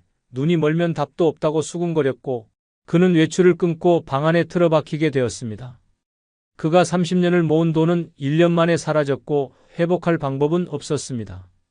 그 돈은 병원비, 요양비, 말년의 평온한 삶을 지키는 마지막 버팀목이었습니다. 단 한 사람에게 감정을 주었고 그 대가로 인생의 마무리를 흔들어버린 것입니다. 노후 자금은 사랑이 아닌 생존을 위해 쓰여야 합니다. 늦은 감정에 취해 지갑을 열기 시작하면 그 끝은 고통뿐입니다. 감정은 시간이 지나면 옅어지지만 잃은 돈과 신뢰는 다시 돌아오지 않습니다. 노년의 가장 어리석은 선택은 돈으로 마음을 사려는 것입니다. 그 누구도 당신의 희생으로 사랑을 베어주지 않으며 그 누구도 당신의 통장에 진심을 담아주지 않습니다. 노후는 다시 시작할 수 없습니다. 한 번의 착각이 모든 것을 앗아갑니다. 노년의 이성적 사랑에 집착하면 안 되는 두 번째 이유는 몸이 약해질수록 상대에게 휘둘릴 위험이 커지기 때문입니다. 나이가 들수록 몸은 느려지고 판단력은 흐려지며 외로움은 더욱 깊어집니다. 이때 누군가가 다가와 손을 잡아주고 따뜻한 말을 건네면 경계심은 무너지고 마음은 열리게 됩니다. 하지만 문제는 이 따뜻함이 언제든 지배로 바뀔 수 있다는 점입니다. 몸이 불편해질수록 의존하게 되고 의존이 깊어질수록 상대의 말 한마디, 표정 하나에도 휘둘리게 됩니다. 그렇게 관계의 주도권을 상대에게 내준 채 내 삶 전체가 조종당하게 되는 것입니다. 처음에는 단순한 배려였습니다. 무거운 물건을 들어주고 병원 동행을 해주고 약을 챙겨주는 모습이 고마웠습니다. 그런데 어느 순간부터 말투가 바뀌고 행동이 강압적으로 변해도 반항하지 못하게 됩니다. 당신 혼자 아무것도 못하잖아. 내가 없으면 어떻게 살래 같은 말에 움츠러들고 스스로 결정하지 못하는 사람이 되어갑니다. 그 순간부터 사랑이 아닌 통제가 시작됩니다. 문제는 상대가 이런 약점을 이용할 수도 있다는 것입니다. 돈 문제, 가족 문제, 건강 문제까지 손을 대기 시작하면 당하는 사람은 몸도 마음도 저항할 힘이 없어 그대로 끌려다닙니다. 결국에는 사랑이라는 이름 아래 감정과 일상을 착취당하고 자신도 모르게 고립과 피폐함 속에 빠져듭니다. 그 사람이 없으면 아무것도 못할 것 같은 착각은 나를 스스로 무너뜨리는 올가미가 됩니다. 경남 창원에 사는 1948년생 조혜분 씨는 관절염과 초기 치매 증세로 인해 평소 외출을 자제하며 지내던 여성입니다. 남편과 사별한 후 자녀는 모두 타지에 있고 일상은 조용했습니다. 그러던 중 60대 후반의 남성 어 씨가 말벗이 되어주며 점차 가까워졌고 자잘한 심부름부터 병원 진료 동행까지 도와주기 시작했습니다. 조 씨는 처음엔 부담스러웠지만 어느 순간부터 그가 없으면 외출 자체를 꺼리게 되었고 모든 생활을 그에게 의지하게 되었습니다. 그러나 어 씨는 점점 변했습니다. 그녀의 연금을 확인하더니 생활비를 자신이 관리하겠다고 했고 자녀에게 연락하지 말라고 당부하며 주변과 단절을 유도했습니다. 약속을 어기면 하루 종일 말을 하지 않았고 조 씨가 불편한 심정을 표현하면 내가 없으면 어쩌려고 그래? 라며 죄책감을 주었습니다. 조 씨는 점점 침묵했고 그의 눈치를 보며 살아가게 되었습니다. 어느 날 가까이 지내던 옆집 주민이 이상한 낌새를 느끼고 자녀에게 연락했고 자녀가 내려와 상황을 확인한 끝에 조 씨는 요양병원으로 옮겨졌습니다. 이미 통장에서는 수천만 원의 인출 기록이 있었고 자택 명의까지 어 씨가 위임을 요구했던 정황이 밝혀졌습니다. 그 모든 시간 동안 조 씨는 그 사람은 나를 도와준 유일한 사람이었어요 라고 말했습니다. 믿고 싶었던 것입니다. 하지만 그녀의 몸이 약해지고 혼자 살 수 없게 되자 그 믿음은 완전히 이용당한 것이었습니다. 노년에는 사랑보다 경계가 먼저입니다. 몸이 약해질수록 감정에 의존하게 되고 그 감정은 누군가에게는 지배의 기회가 됩니다. 판단이 느려지고 거절이 어려워질수록 내 삶은 내 것이 아니게 됩니다. 결국 관계는 지켜주는 것이 아니라 지배하는 방식으로 바뀌고 나는 그 안에서 힘없이 무너지는 존재가 됩니다. 늦은 나이에 진짜 사랑을 만나는 건 축복일 수 있지만 그 축복이 감정을 앞세운 통제가 된다면 그것은 감옥일 뿐입니다. 특히 몸이 약한 노년에는 더욱 냉정해야 하며 의존과 사랑을 착각해서는 안 됩니다. 사랑은 함께 걷는 것이지 한 사람이 끌고 가는 것이 아닙니다. 내 삶의 중심이 흔들릴 만큼 휘둘린다면 그 감정은 이미 독이 되었음을 반드시 자각해야 합니다. 노년의 이성적 사랑에 집착하면 안 되는 세 번째 이유는 호의가 의무로 변할 수 있기 때문입니다. 처음엔 가벼운 호의였습니다. 아플 때 병원에 같이 가주고 눈 오면 안부 전화 한 통 걸어주고 시장에서 우연히 산 간식을 나눠주는 정도였습니다. 하지만 상대가 그 호의를 사랑이라 착각하는 순간부터 이 관계는 무섭게 뒤틀리기 시작합니다. 한 번 웃어줬더니 계속 웃어줘야 하고 한 번 챙겨줬더니 매일 챙겨줘야 하고 하루 연락 안 하면 왜 안 했냐며 서운해합니다. 말 한마디, 행동 하나의 의미를 부여하고 기대하고 요구합니다.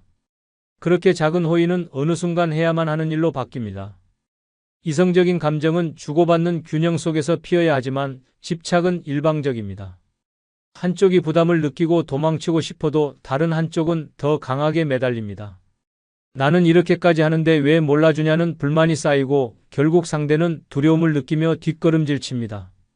더는 연락하지 않기 위해 전화번호를 바꾸고 만남을 피하기 위해 모임에서 사라지고 급기야 주변 사람들까지 함께 피하게 됩니다.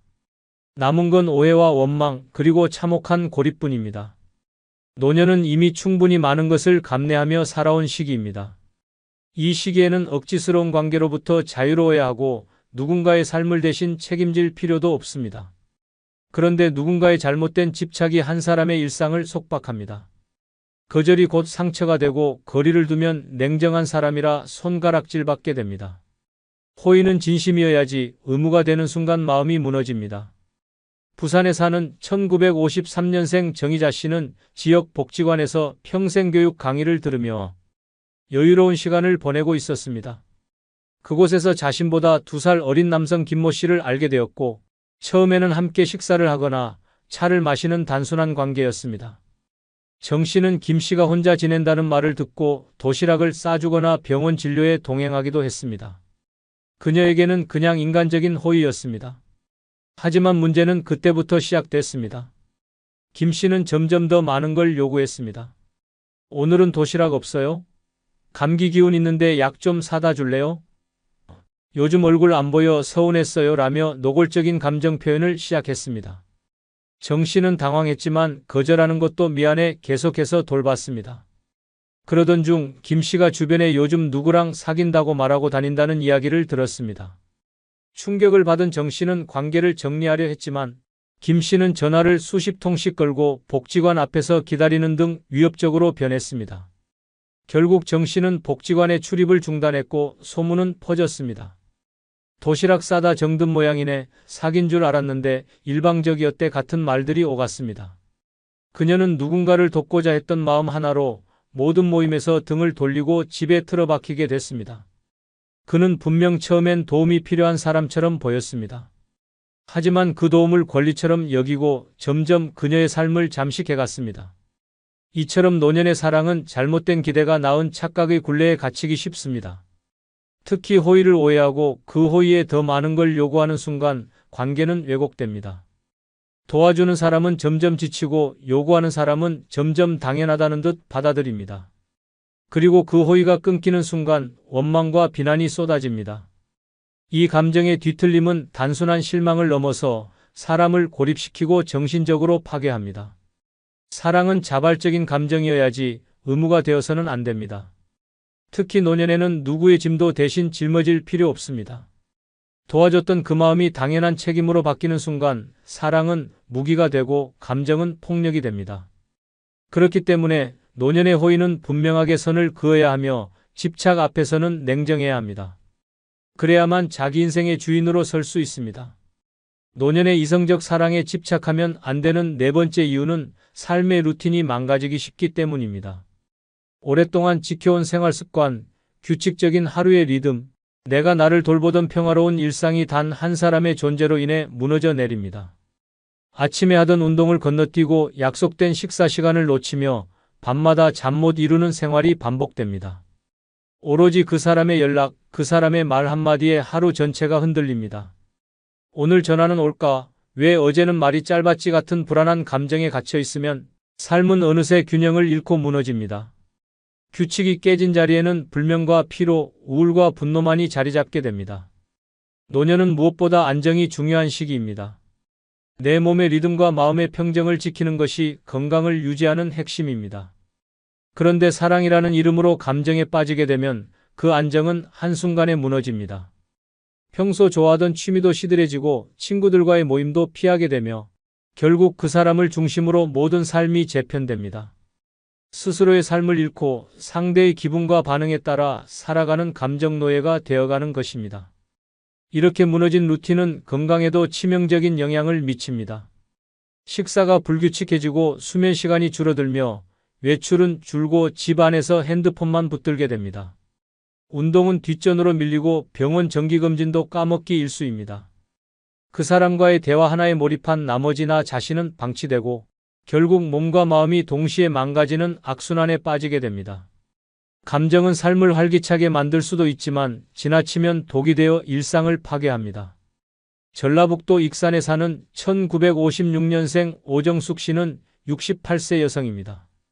3년 전부터 규칙적인 생활을 해오며 건강을 관리하던 그녀는 아침 6시에 일어나 산책하고 정해진 시간에 식사하고 주 3회 복지관에서 요가와 영어 수업을 들으며 활기찬 노후를 보내고 있었습니다. 그러나 동네 산책 중 우연히 알게 된 60대 후반의 남성과 연락을 주고받기 시작하면서 모든 것이 바뀌었습니다. 처음엔 설렘이었습니다. 아침마다 오는 안부 문자, 커피 한 잔 나누며 웃던 대화, 주말에 같이 걷던 길이 좋았습니다. 하지만 시간이 지날수록 그 사람의 연락이 뜸해지고 말투가 변하자 그녀의 하루는 무너지기 시작했습니다.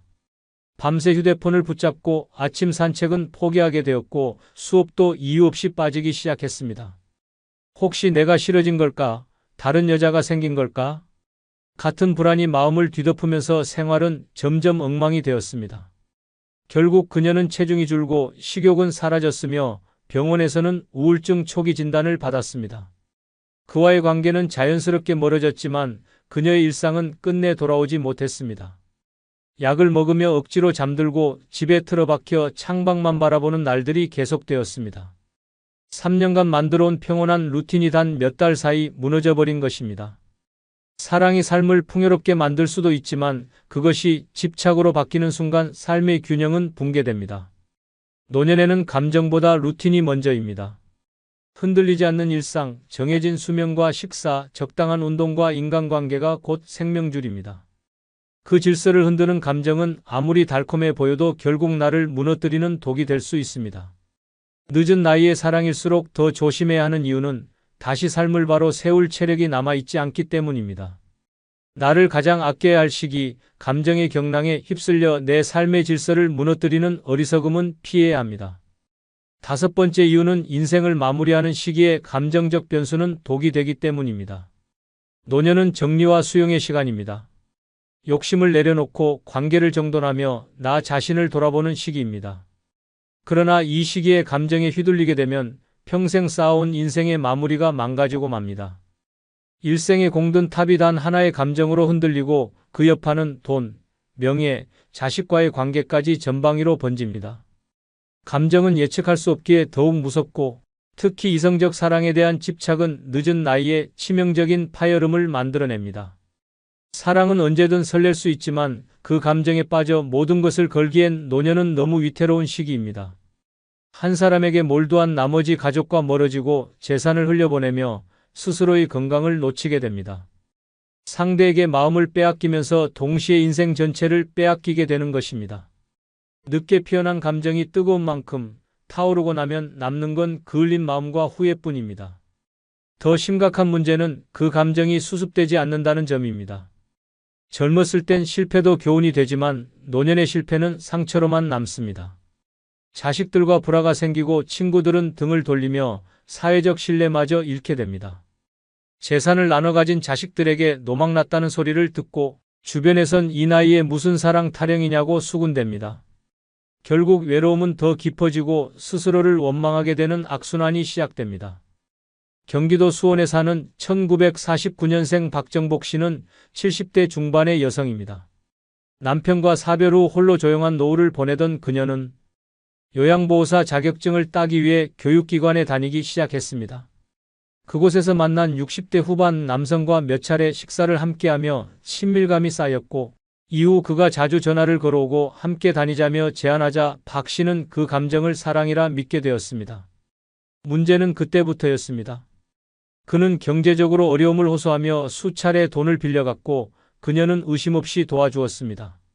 자식들에게는 알리지 않았고 통장 잔고는 빠르게 줄어들었습니다. 그는 이내 자취를 감췄고 연락도 두절됐습니다. 이 사실이 자식들에게 알려졌을 때 돌아온 건 걱정이 아닌 분노였습니다. 정신 차리세요, 엄마.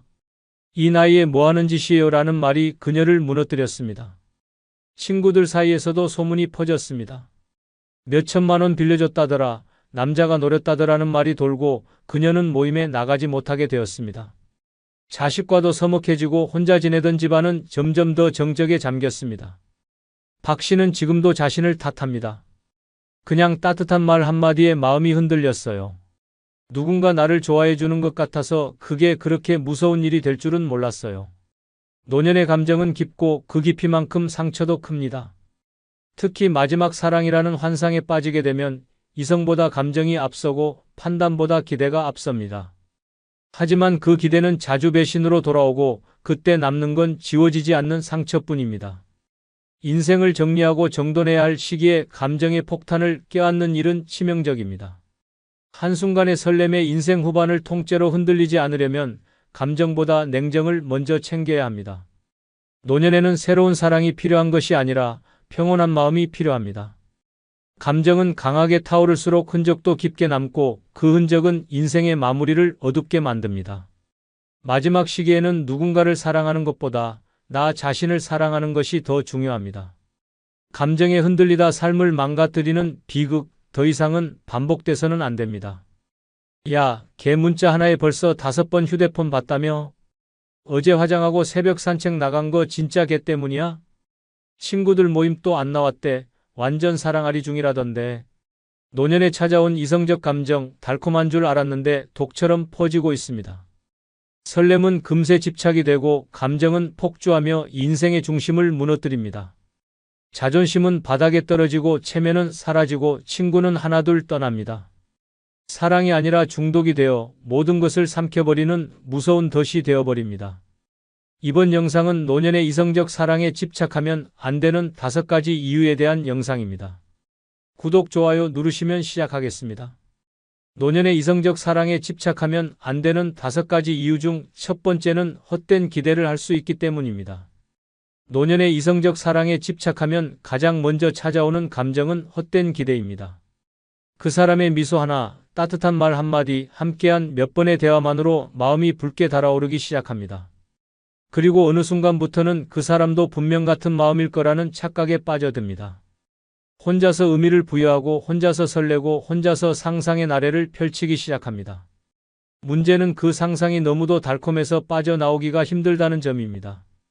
오늘은 연락이 오겠지, 이번에는 먼저 다가오겠지, 생일에 무언가 준비했겠지. 그런 기대가 가슴속에 쌓이고 시간이 지나면서 점점 더 강해집니다. 그리고 그 기대는 현실과 맞지 않을수록 고통으로 변합니다. 상대는 평소와 다름없는데 마음속에서는 배신감이 치밀어 오릅니다. 이럴 거면 왜 그렇게 웃었을까? 왜 나에게 그런 말을 했을까? 라는 혼잣말이 쌓이면서 마음은 금세 뒤엉켜버립니다. 하지만 그 모든 감정은 시작부터 끝까지 혼자만의 기대일 뿐입니다. 헛된 기대는 관계를 파괴합니다. 상대는 아무 의도 없이 친절했을 뿐인데 기대를 품은 사람은 그걸 특별한 의미로 해석합니다. 그리고 그 해석이 어긋나는 순간 감정의 균형은 무너집니다. 실망이 분노로 바뀌고 애정이 미움으로 돌변합니다. 상대는 당황하고 거리를 두게 되며 결국 멀어질 수밖에 없습니다. 기대는 애초에 이루어질 수 없는 환상에 불과했는데 그걸 진짜라고 믿었던 사람이 상처를 가장 크게 받습니다. 더 무서운 건 이런 기대가 반복된다는 점입니다. 한번 상처받고도 다시 비슷한 상황이 생기면 또다시 기대합니다. 이번엔 다르겠지, 이번 사람은 진심일 거야 라는 생각이 어김없이 떠오릅니다. 그렇게 기대하고 또 무너지고 다시 기대하고 또 실망하면서 감정은 끝없이 소모됩니다. 결국 남는 건 텅 빈 마음과 자괴감뿐입니다. 노년의 감정은 젊을 때보다 훨씬 더 깊고 진지합니다.